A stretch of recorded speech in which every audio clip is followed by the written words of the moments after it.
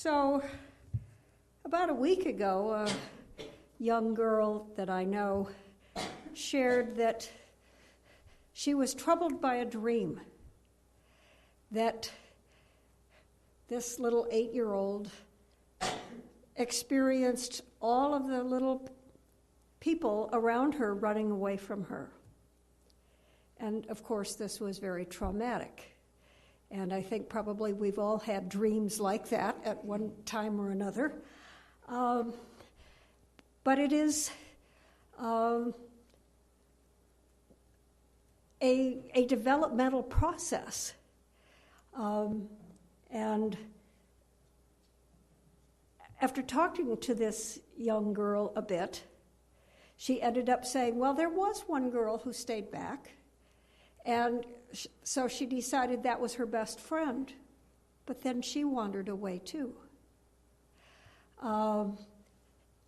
It's interesting that at some point in our developmental life, we think about friendship of being sort of owning each other. And we need to learn to move past that, to allow people to have their own kind of lives and still be able to come back and be your friend. So friends for young children end up being friends who play together, who develop loyalty and commitment, and along the way, some refinements on all of that. When I was working with high school students, there would often be a traumatic experience with particularly a young girl who was absolutely flaming angry because she had been betrayed, that she had shared something in confidence, and that confidence was not kept, and it was very debilitating. And I used to spend a lot of time talking about how they needed to develop trust and needed to learn how to evaluate whether somebody was trustworthy. One of the quotes that I found in my meandering of quotes said, this is from Stieg Larsson, the girl with the dragon tattoo.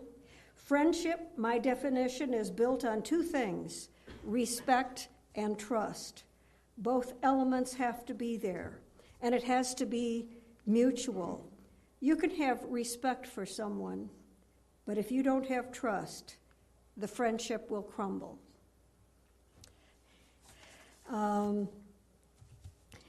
In my own experience of friendship, I, like many young children, ended up with the friends that were sort of selected for me, friends who were children of my parents' friends. And over time, you start having a wider range to select from. And if you leave your community, which I did at the age of 17, you really need to start figuring out how to make friends. When I was in college, I made some really strong and fast friends who are my friends today. This year I celebrated a significant birthday and had a birthday party for a few people, and my 3 college roommates all came from Washington and Minnesota. And it seemed to be very surprising to some of my other newer friends whom I've met since then, that I had these strong friendships from such a long time ago. And we nurture these connections. We celebrate each other's high points and low points. One of my college roommates' husband died less than a year ago. And so we all were there for her in the way that only friends can really be. Friendships take on a special importance when you're older, when your children have moved away, when you're perhaps you no longer are married, and when you have more time, number one, and number two, probably need more assistance.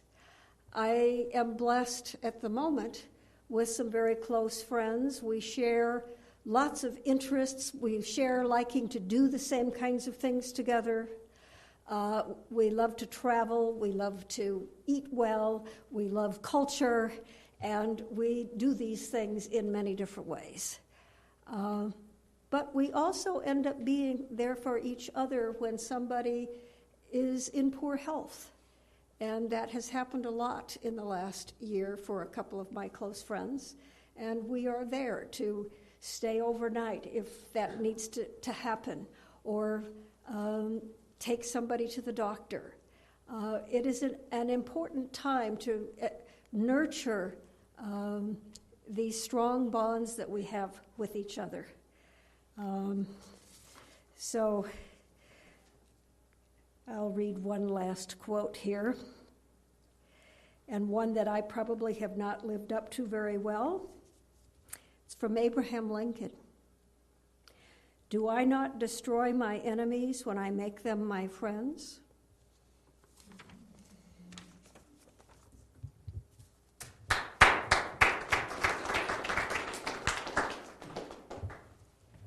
Elwood.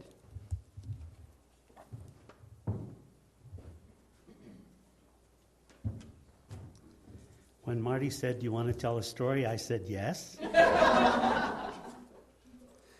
So I've argued with myself all week. You can imagine what that's like about which ones to tell, and I have a list of 5. I think I'm going to get through 2 of them, but I think the point of each of these stories is, what do friends do? When I got to law school in 1967, the draft law was about to change, and it did change that year. And the next year, 40% of our class returned to law school. 60% of us didn't. So I went into the Navy, and 3 years later, I returned to law school for my second year with a pregnant wife, and which I hadn't had a wife of any kind the first year. So we had an apartment in Cambridge, and in November, our baby was born.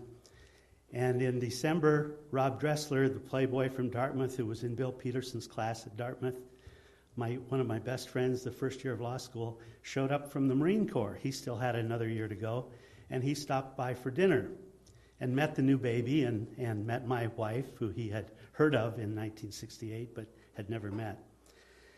So he said he was going to Washington, D.C., where he was going to visit Tom, who had been another one of our good friends the first year of law school. But Tom, being a German immigrant with a broken back, had managed to avoid the draft, even though he tried to join up because he felt he owed America so much. And he became one of Ralph Nader's top tax experts, and that's where he was when Rob visited in Washington. So a couple weeks later, I got a call from Tom, who I hadn't heard from since first year of law school. And he said, "Elwood, congratulations and felicitations." He talked in very high language. And he said, on the new addition to your family, and blah, blah, blah, and we had a nice conversation. And then he said, "There's one more thing I need to discuss with you before we discontinue this wonderful conversation." I said, "Okay, what is that?" He says, "What you have named your daughter." And I said, "You don't like Gillian Diane?" He said, "Gillian Diane? Is this what you've named her?" I said, "Yes." He said, "Dressler told me you named her Elwoodira."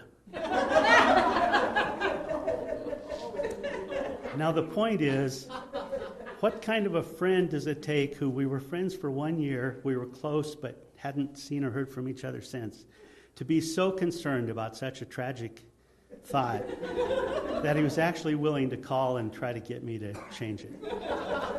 But he did think Gillian Diane was okay, so went forward from there. Not Speak-a-Dee English. No, I tried to tell Margaret that I thought we should name her Speak-a-Diane, and she thought about it for a couple of days, and she came back and said, "Okay, I get it, Speak-a-Dee English." So we didn't name her that either. But so the other story I want to talk about is about Gary Bond and the mobile home. Gary Bond bought a mobile home when he graduated from college in Iowa, and he dragged it to Wolf Point for his first engineering job, and he dragged it to Billings when the company changed locations, and he lived in it for several years here. And meanwhile, I had suffered a liver virus and had ended up with chronic fatigue syndrome for, I may still have it, I can't tell the difference now between laziness, old age, and chronic fatigue. But in 1998, I was struggling quite a bit with just barely keeping a law practice alive, and had moved into a ghetto apartment where 3 murders happened within a block during the 4 years I lived there, and was struggling to pay for it. And Gary got an opportunity to move up to a home in Laurel that was on the wrong side of the tracks, but it was a nicer home than the mobile home he lived in. And so he made me an offer I couldn't refuse. He offered me the mobile home at probably a fair price, but certainly a low price. I think both Gary and I would like to think it's worth more than that, but probably not. And he offered me the opportunity to set up a payment plan to pay for it. So I drew up a payment plan with reasonable monthly payments, but I think both of us knew there was no way in hell I was going to usually make those payments as the way things were at the time. 2 years later, I settled a case that I'd been working on for way longer than it should take to settle such a case. But I made quite a bit of money, and I paid Gary. I'd already paid 3 monthly payments in 2 years. I paid 3 monthly payments. But I paid Gary off, and he said, I knew you were good for it, but I needed to get rid of that thing anyway, you know. But I think the point there is that it worked out for Gary. I mean, Gary was moving from a white trash mobile home to a wrong side of the tracks in Laurel. I was moving from a ghetto apartment to a white trash mobile home, so we were both upwardly mobile. But he saw an opportunity to bail me out of a rent that I couldn't afford, and into a situation that was $200 a month once I got it paid for, where I still live, because now I can't afford not to live there because it's paid for except for that low rental cost. And so that's just the kind of thing a friend does where he knew that there was maybe never any chance of paying. He didn't know. And he made that deal with me in spite of that. So I appreciated it. That's friendship.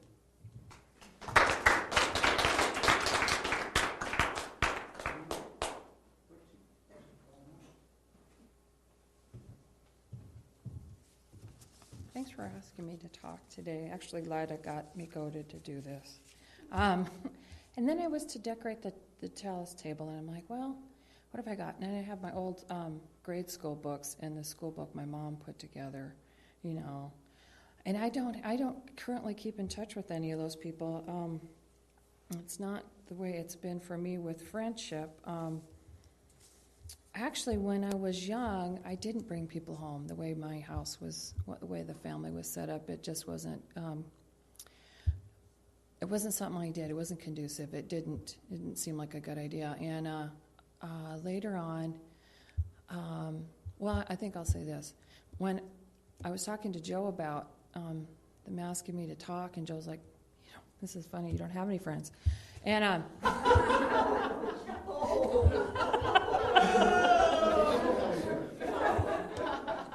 and I'm like, it kind of has been a year or a couple years where I felt like I kind of have. I've done this like 360-degree change. Seems like I had a lot of. I used to be very, very busy. I belong to a 12-step program, and then I also go to other 12-step programs meetings. I was a union member, and then I used to go to labor council meetings and environmental groups. And I used to have a green shirt in the car and a red and a blue shirt. I was just going all the time. And so I had people in those groups that I was friends with, but they served those certain purposes, you know, to be the commonality in all those. And like I say I had some health issues in last 2013, and I'm going to blame my current situation on those. But I was just in I was tired all the time. I was just angry and work and on and on and on. And prior to that, I'd gotten in here. Finally, I finally gotten in here. I think I knew Catherine, I knew Jock before I got here. It seems like maybe somebody else, but So anyway, in that 12-step program, I learned a lot, and I've been in there since '95. A lot about friendships, a lot about how to be a friend to myself through that going back and forth, learning basic principles that it would seem I still haven't picked up a lot of things that I could learn about being a friend. I know I've had people making sure that I know that I don't speak up, making sure that I know that I interrupt people a lot. And those are really bad habits, things, that I want to hear now, and then I turned 50 last year. And I'm willing to start hearing more and more about those things that I really want to change or I need help seeing, because it's hard to see myself. Let's see. And then the ability, I remember a high school friend, the ability to say I'm sorry or I'm wrong. We had a lot of difficulty because I never could do that. It was really, really hard for me to do that.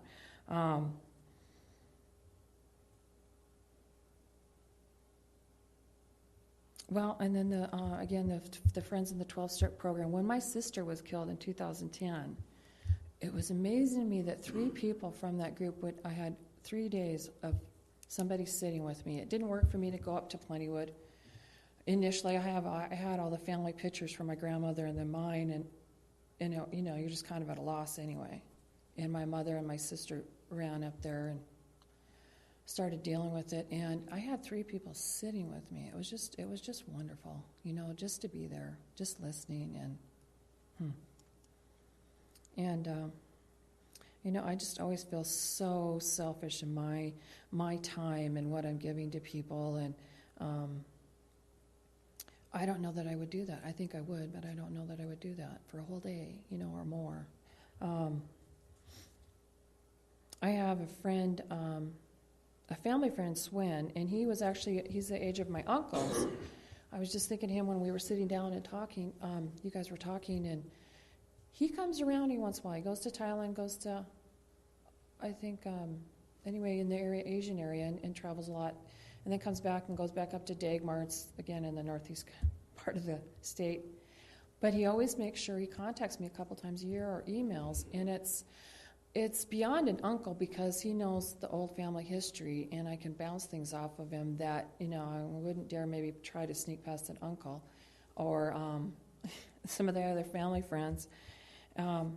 Just this summer he came through, and one of my uncles was asking me if I was considering buying, we have some family land in northwestern North Dakota. Anyway, I bounced that off of him, and, just somebody that he understood from that level, from being connected to the land, having a connection to that area, and a lot of sentimentality, that what that maybe would mean, because I know he's gone through the same thing with his own property, and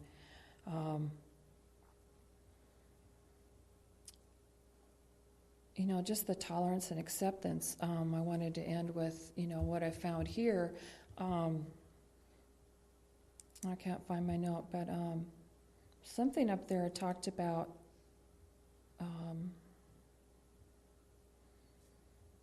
a different world. I can't remember who the quote was, but in all my life, it's just been the searching, not just religious-wise, but somebody to accept me in all depths, I guess, which I have found here. And, that question that I've always had about, I grew up Lutheran, raised Lutheran, and, what that's like to be able to have a community like that, and it's still hard because, I think I've talked to a couple of my friends and maybe Donald more when we're having the membership get-togethers. I felt so conflicted by having all these boundaries, and now it just seems like more and more they're just wide open. And it's still kind of hard, and I go back to I should have boundaries and, and these restrictions, and it's just amazing to finally have gotten here. And then I kind of hit myself on the head about why it took me so long to finally land here, but I'm really grateful to be here with you guys, so thanks for asking.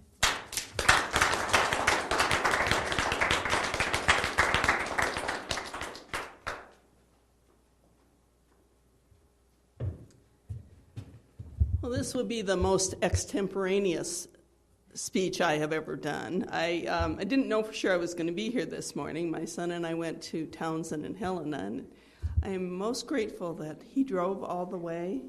And when we went up there just before, about 5 miles before we got to our destination, there were 6 does that were coming across the road. He managed to get, the first 4 went by, and the other 2 hesitated, and he swerved to the left a little bit, and we got right through there. Wow. That's grateful. I was thinking of a couple of quotes. One that I will share that was one of my father's favorites. And he'd had a plaque since he was a young man up until a little while after he was married that said what his expression of friendship was. It was, a friend isn't taken in by guile or sham. A friend knows our faults and just don't give a damn. So one of those was very much like that, where our friends look aside. Yeah, but we know. I mean, Elwood likes to kid me that, Lida's here on Wednesday night. Now we can start, having been occasionally late.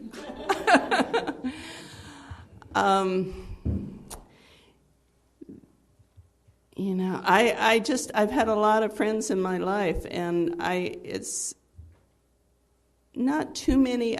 I usually have groups of friends, I think. I don't have that many that I would say are best friends. I had one when I was a little girl before I started school, and then she moved when we were in kindergarten, and so I retained the friendship, but our lives were different. But they provide a richness. One workshop I was at said that, and they were actually talking about marriages, I think, but to me it applies to friendships too, that intimacy is a co-creation of reality. Co-creation. So here we are in our life trying to figure out, what does this mean? Where should I go from here? And our friends are the ones that we talk about this and sort it out. And I think how often I'm sharing with a friend or talking with a friend, and I actually share a story that is not my own. It's from one of my friends, because I've developed compassion in areas that I don't have that life experience, but my friends have made that real for me in my life. So I actually, now and then people ask me to lead songs here, so I guess that has become something usual for me to do, and I can't remember all the words, but I will. One of the reasons I wanted to come and see what music Marty would put this for this program. She's of a different generation than I am. So we would perhaps pick, the stuff I was thinking of was like the Beatles. I get by with a little help from my friends. Oh, yeah. The other one that came to my mind is a John Denver song. Friends, I will remember you, think of you, pray for you. And when another day is through, I'll still be friends with you. Namaste.